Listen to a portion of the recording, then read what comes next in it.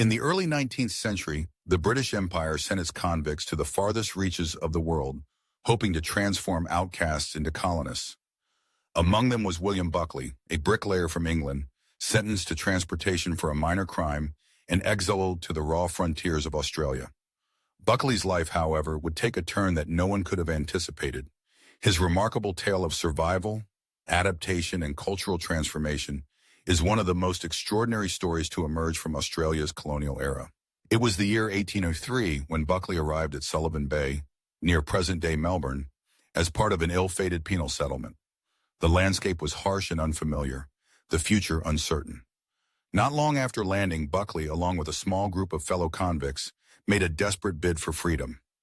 Lacking supplies and a clear sense of direction, they vanished into the wilderness. The unforgiving bush quickly separated the men. Some perished, some surrendered.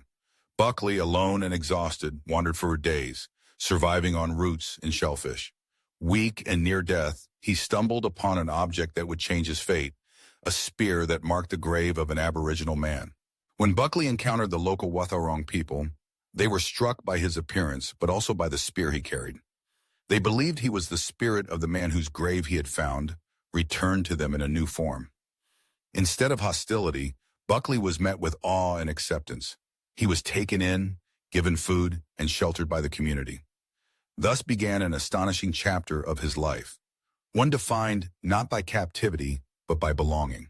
In time, Buckley learned the language and customs of the Wathaurong. He became part of their world, living as they did, hunting, gathering, and moving with the seasons. The Aboriginal people taught him how to survive in the bush, how to read the signs of nature, and how to navigate a landscape that had once seemed so alien. Buckley was not merely a guest. He was adopted as one of their own. He married, participated in ceremonies, and became a respected member of the community. For 32 years, he lived entirely apart from European society, presumed dead by those who had known him. During these decades, Buckley witnessed the deep connection between the Wathaurong and their land. He saw their traditions, their laws, and their resilience in the face of hardship. He also experienced the growing threat posed by European expansion, as settlers and soldiers began to encroach upon Aboriginal territories.